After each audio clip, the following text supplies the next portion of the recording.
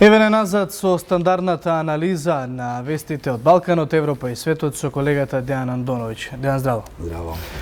Имено во Косово вчера беше изгласана резолуција со која всушност се вели дека србите извршиле геноцид во... Практично Србија станува геноцидна држава според таа резолуција и го враќа на некој начин диалогот кој беше најавуван како во два чекора наназад, ако се земе во предвид дека една држава и еден преговарач го обвинува другиот преговарач дека е геноциден народ. Се враќаат на некој начин тензиите во реториката помеѓу двете држави, особено и на оние кои што се аналитичари во двете држави, па така за едните ова е провокација, за другите ова е она што одамна требало да се случи освојувањето на оваа резолуција, но ќе продолжиме со разговорот, само да го погледнеме прилогот кој што го подготви Дескот прво, па се враќаме во студиото. Општинското собрание синоќ усвои резолуција за геноцидот на Србија за време на војната на Косово 1998-99 година. Според представник на парламентот во Приштина Билал Шарифи, резолуцијата е усвоена по повод одбележувањето на 20 годишнината од злосторствата на Косово, кога биле протерани милион албанци и убиени околу 12.000 цивили од сите националности, во главно албанци. За резолуцијата гласаа сите 79 присутни пратеници. Председателот на Косово Хашим Тачи и премиерот Рамуш Харадинај го поздравија усвојувањето на резолуцијата. Представувајќи предлог одлуката за формирање државна комисија за создавање трибунал за српскиот геноцид на Косово, председателот на Косовскиот парламент рече дека за време на војната повеќе од милион албанци насилно станале бегалци и дека Косово имало доверба во меѓународната правда која била единствена што имало овластување и одговорности за судењата за воени злосторства. Това беше прилогот на колешката Бојана Нојќ. Дејан, што значи сега усвојувањето на оваа резолуција? Има ли простор за помирување помеѓу Косово и Србија, особено на некои надворешни политики кои што треба да влијаат за добро состојбата и на двете држави? Па вака, оваа резолуција и најавата за усвојување на оваа резолуција не е нова идеја, таа е стара идеја и одамна косовските лидери ја најавуваат дека ќе ја иницираат на некој начин, дека ќе ја доведат. Меѓутоа, во меѓувреме нели излега оние други мерки како што се таксите, 100% такси, што само кажува дека и тие 100% такси и оваа резолуција на некој начин ги оддалечува Белград и Приштина. Ако ние изминатиот период се надевавме, не само ние, туку и меѓународната заедница, дека сепак ќе дојде до некакво помирување, ќе потсетам пред недела дена србите и косоварите беа во Берлин, каде што во посредство на Меркел и Макрон ги направи оние првични чекори за да го вратат диалогот на маса.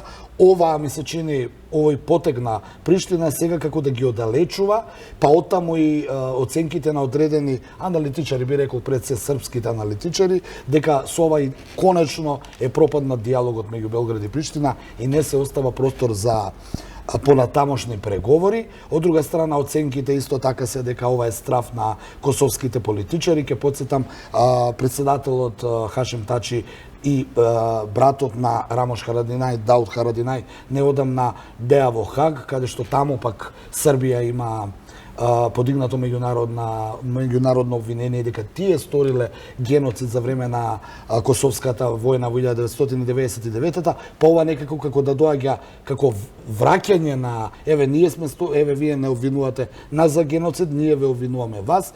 Се работи за околу 100 масакри според косоварите, извршени од страна на српската полиција и армија, па оттаму и околу 12.000 луѓе кои загинале, не само албанци, туку и останати жители на цивилно население, кое го предизвикала српската армија за време на оние 78-дневни бомбардирања на НАТО и на војна, да подсетам, во 1999-та. Ке повторам, некако повторно се радикализира и се затегнуваат односите меѓу Белград и Приштина, наместо да дадат кон релаксирање. Ке повторам дека после оние таксите кои беа непремостливи, ми се чини, сега овој дополнителен удар од Приштина за овој диалог. Да, но од друга страна или србите со жестоки реакции, имено и српскиот претседател Вучиќ имавме можност да слушнеме и во изјавата дека целата ситуација ја оценува сега конкретно кон Косово како политичко лудило, односно исто така најавува дека планирале косоварите апсење на српски полицајци таму. Да, тоа е сериозно. Ова може да е сериозно? Па вака, јас морам едно да кажам, а тоа е дека кога председател на една држава најавува дека во понеделник ќе бидат уапсени тие и тие, значи тие информации дека ќе има масовно апсење на српските полицајци кои се во српските општини на Косово, од страна на Вучиќ укажува дека тој веројатно има некакви разузнавачки информации.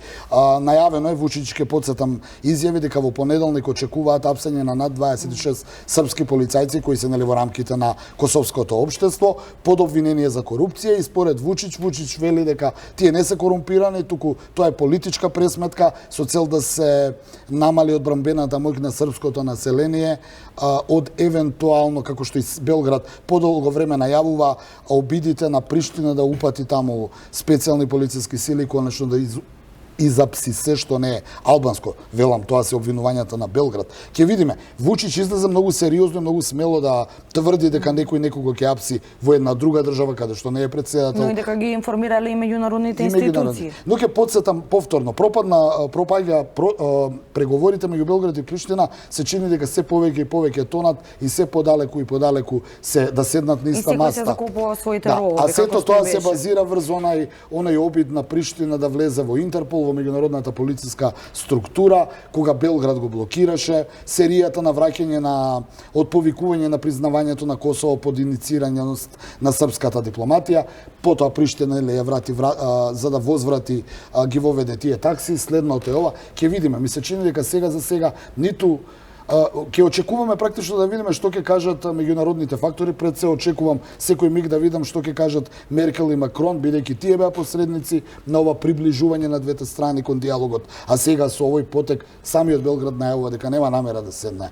на преговарачка маста со Приштина. Условно кажано, за мигрантите во Европа најголем непријател е Виктор Орбан од Унгарија. Тој неодамно оствари средба со Доналд Трамп.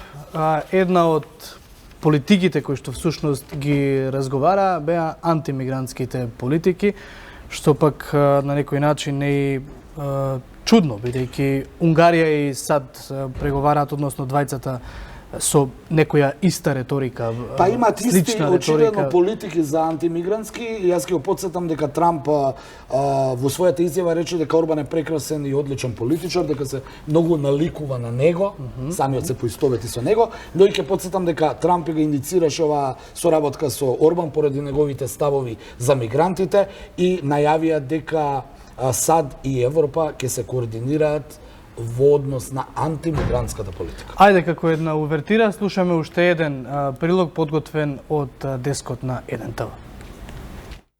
Американскиот председател Доналд Трамп го представи својот имиграцијски план кој предвидува фаворизирање на талентираните брилијантни имигранти со изразени вештини и знаења.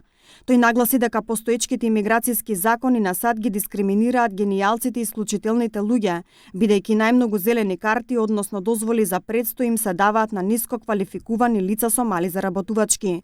Планот кој Трамп го представи се заснова врз заслуги и предвидува посебен третман за високо квалификувани работници. Врз основа на заслуги ќе бидат доделени 57% од зелените карти, за разлика од досегашните 12%. Сепак можност овој план, кој се уште не е усвоен од Републиканската партија да биде поддржан во Конгресот на САД, е многу неизвестна. Би се рекло неизвестна, затоа што ова е еден вид селективна миграцијска политика. Тој кој што е подобен да придонесе во економијата ќе му дозволиме влез, а оние кои што немаат, а сепак бегаат од војни за кои што не се виновни, нема влез во... Трамп практично најавува дека тој што ќе биде на тој што ќе му биде дозволено да мигрира во Соединетите Американски држави мора да биде врвен ум и докажан во својата професија за општеството да има некаков бенефит од него. А работна сила, као што до сега беше, не му треба, бидејќи американците имаат доволно ефтина или работна сила. Во секој случај, малце дискриминирачки би рекол, ако се земе во предвид досегашните мигрантски политики кои ги имаше современиот свет. Сега овој исчекор на Трамп само укажува дека тој вели добро да нема да забраниме, нека доаѓаат мигрантите, но доаѓањето во Соединетите Американски држави е привилегија. Што си создал, колку те бива, ќе те примиме во Америка, во Соединетите Американски држави. Не може веќе да доаѓате врз основа на некое потекло американско или ако нели дедото емигрирал од Хондурас, па сега и внукот да може, бидејќи дедо му е веќе таму. На некој начин овој закон според проценките нема да помине во представничкиот дом, каде што нели демократите имаат мнозинство, до Трамп најави дека по изборите кои ќе го преземат нели онака републиканците целата таа власт, се ќе падне во вода и ќе си ги спроведе тие политики. Но сметаш дека има шанси да го истурка на вистина во догледно време овој закон? Па јас сметам дека ќе го истурка на мала врата ако се земе во предвид дека тој сега вели 57% од вкупниот број на мигранти ќе мора да бидат високо образувани, високо квалификувани, а оние останати колку му доаѓаат 43 можат се уште дод, но полека на мала врата додека неа има целата нели контрола врз американскиот државен апарат, ќе оди на таа варијанта 57 наспроти 43. Најавите се тие, ќе видиме докаде ќе оди, ќе мора Трамп да ја оправда своето предизборно ветување, а за 2 години повторно ќе мора на избори да излезе и да го ветува истото, дека ќе им стави конечно крај на мигрантите и големиот број на мигранти кои доаѓаат во Соединетите Американски држави и кои се на некој начин терет за американското општество. Но она што е интересно е што Трамп на неполни 2 години до изборите влегува во една офанзива, би рекол, освен мигрантите, влегува во она друго предизборно ветување, а тоа е да се дисциплинира кинеската економија. Ке потсетам, со кинезите има трговска војна, ставени се царини на кинески, на американски производи. Ама никако таа трговска војна никогаш не заврши, барем во последниве години. Не заврши, да се интензивира, особено по новиот закон кој го предложи Трамп за безбедност на телекомуникацијските системи, кои опфаќаат дека американските фирми веќе не смеат да користат кинеска телекомуникацијска мрежа, алудирајќи пред се на кинескиот гигант Huawei, кој е обвинет дека не го почитува законот за индустријска собственост, односно прави копии на американски производи и ги продава на американскиот пазар за ефтини пари, но законот вели, образложението на Трамп е дека Huawei е од сега забранет во Соединетите Американски држави, бидејќи е докажано дека овој кинески телекомуникацијски систем има во себе содржи компоненти за шпионирање на американското општество. Мала дигресија само во моментот кога зборуваше за високо образовани мигранти, таа мигрантска криза која што беше актуелна и во Македонија и сите оние новинари кои што бевме на терен, а бога ми беа доста новинари колеги на терен, еден од нив бев и јас и таму зачудува бројката на мигранти кои што доаѓаа од Сирија, од Авганистан, кои што навистина имаат професии на кои што се на завидно ниво, научници.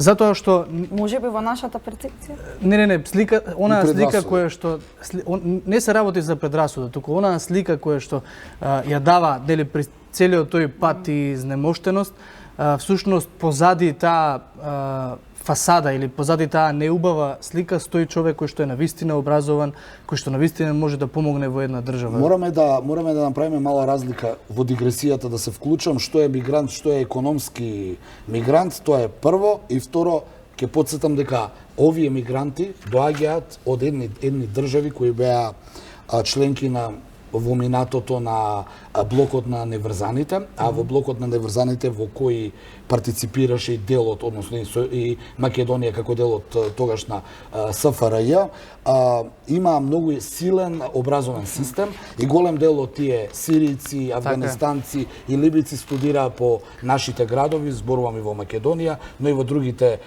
сега веќе независни држави од поранешна Југославија. Тоа не е толку чудно колку што е чудно што тие имаат некаква цел, а тоа е да одат во Западна Европа за подобар живот. Ќе отвориме и дискусија некоја друга во студио. Кратко имаме време сега само за последната тема. Дејан, ако се земе в предвид информацијата дека американската полиција влегла во амбасадата на Венецуела во Вашингтон за да ги истераа, да ги избркаат подржувачите на Мадуро, кои што пак себе си се нарекуваат повикани гости, се отвора патот и за овие оваа амбасада всушност да биде под Хуан Гваидо.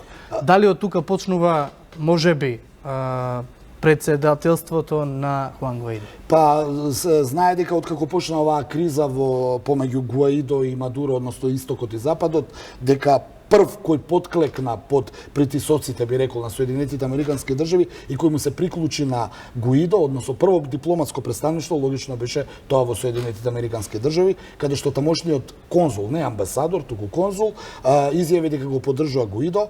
Пред околу еден месец влегоа неколку демонстранти кои го поддржуваат актуелниот претседател Мадуро и ја запоседна амбасадата, велејќи дека тоа е нивна држава и нивна територија. Денеска американската полиција ги испоапси истите и ја врати, би рекол, во владење на самопрогласениот претседател Хуан Гуаидо.